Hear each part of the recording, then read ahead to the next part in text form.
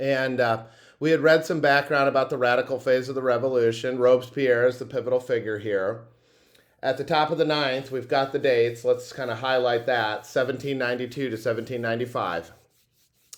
And what we're going to talk about is kind of a flow chart of the outlook and the goals of the radical phase of the revolution. And we're going to spell that out in a flow chart. So use pages like maybe 10, 11, wherever you have some space there where we can kind of talk through this dynamic here.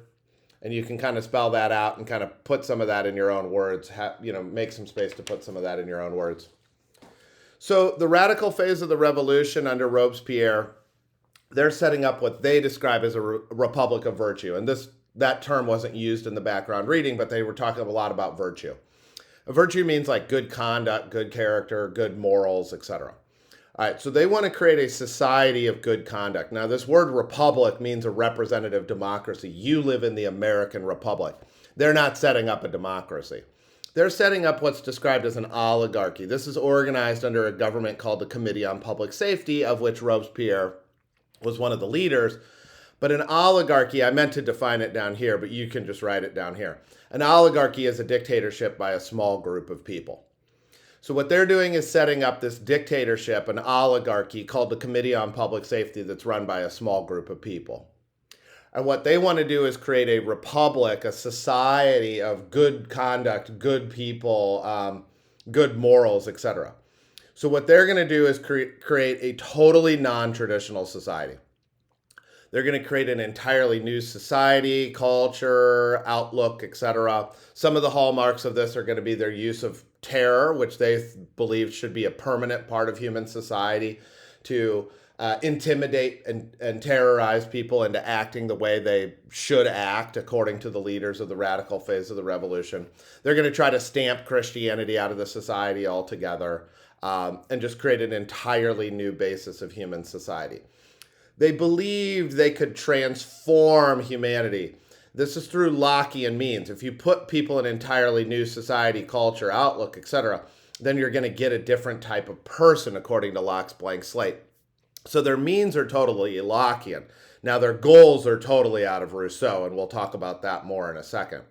Their goals are not individual rights and individual freedoms and natural rights, and the government protects people's natural rights. Those aren't their goals at all. All those would be Lockean goals.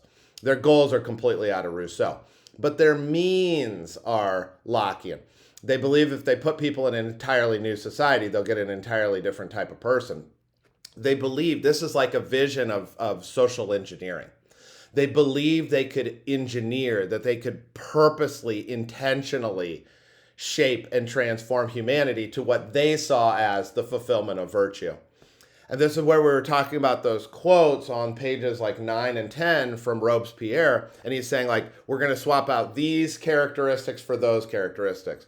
And he has this like laundry list on pages 9 and 10 of different characteristics that they want to move away from and they want to replace with better human characteristics.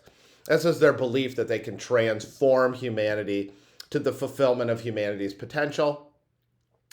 Their primary definitions of virtue, which means good moral and good conduct, the type of people they wanted to produce are people who give themselves over to the group, as opposed to those who follow self-interest. They want selfless, group-interested people who give themselves over to the nation. One of the key quotes, certainly not the only one, but one of the key quotes is the soul of, this is on page 10, the soul of the republic is virtue, love of country, the generous devotion that fuses all interests into the general interest. And there you see this notion of commitment to the group as opposed to the self. There you see a definition essentially of the general will, this fusing and giving yourself over to the group. And that very last quote on page 10, the principal concern of constitutional government is civil liberty.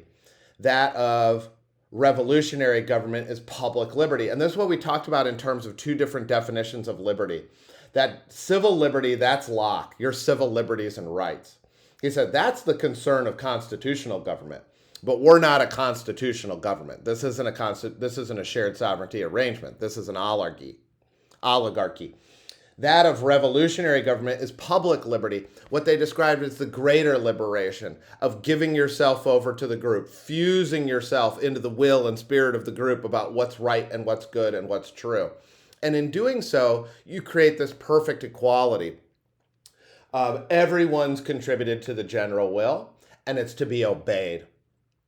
So this government is seeking to create kind of this Rousseauian person who's group interested. What we described, and you should jot down probably here as well, as a collectivist.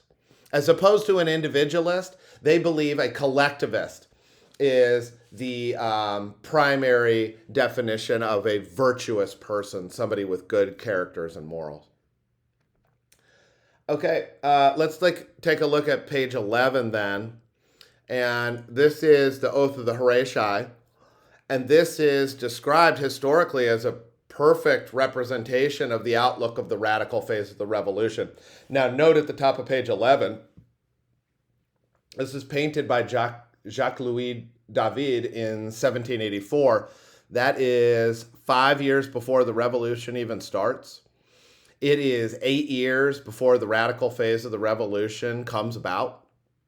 But yet it's said that David kind of nails the essence of the radical phase of the revolution that's yet to come. Let's talk through what's going on because this is a fairly complex scene. This is from a mythological story out of Rome. David is painting in a neoclassical style that goes back to Rome. He is depicting a mythological scene in which the city-state of Rome is in a war with a competing city-state in the Italian peninsula called Alba Longa. And the war's been dragging on, so these two city-states decide to settle this war once and for all in a duel. And what they're going to have is they're going to have 3 sets of brothers from Rome called the Horatii, and they're going to duel with a competing set of 3 brothers from Alba Longa, and confusingly enough, the family of brothers in Alba Longa is called the Horatii. So it's going to be the Horatii of Rome, who's depicted here, versus the Horatii of Alba Longa. And those 3 brothers on each side of the Horatii versus the Horatii are going to fight each other to the death to determine who wins Alba Longa versus Rome. So here's the Horatii of Rome, and these 3 brothers here are swearing an oath that they're going to go out there and they're going to do their utmost to kill those brothers, the Horatii brothers of Alba Longa, or die trying. The complexity of the scene is this woman right here, she is married to one of these 3 brothers. So this is her husband and her brothers-in-law. But her maiden name is Horatii, and she's from Alba Longa.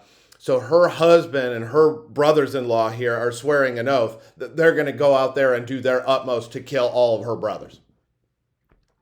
And this woman right here, these are her brothers. She's a Horatii from Rome, but she is engaged to a Horatii from Alba Longa. So her brothers are swearing an oath that they're going to do their utmost to go kill her fiancé or die trying. So you have this real complex scene, and when you relate this back to the flow chart here, what you're talking about is it relates to the radical phase of the revolution as these individuals here, they're completely committed to the will of the group. The will of the group, the collective spirit, the general will of Rome at this time is you need to go out there and kill those Horatii brothers from Alba Longa. So these are completely group interested individuals, right? They're totally in on the will of the group in terms of group interest. They are completely self-sacrificing because they're willing to sacrifice their own lives, but also they're putting the group's considerations, the considerations of Rome being the group in this case, they're putting the considerations of the group above their immediate family interest, right? Like the family dynamic is just going to be rent. It's going to be torn apart one way or the other. The Horatii brothers could kill all the Horatii brothers, or the Horatii brothers could kill all the Horatii brothers, or like one set of 3 is going to die, but you only might have 1 left standing out of the 6 total combatants, etc. one way or the other, this family dynamic is going to be permanently altered.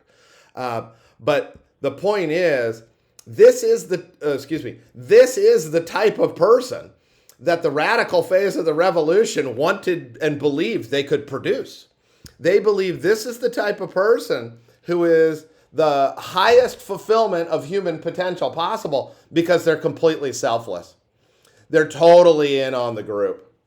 They're completely group interested, and they give themselves over and they fuse and merge themselves into the will of the group. This is the greatest liberation a human being can experience, is this public liberty of giving yourself over to the will of the group. So this is this kind of like Rousseauian individual that the radical phase of the revolution seeks to produce.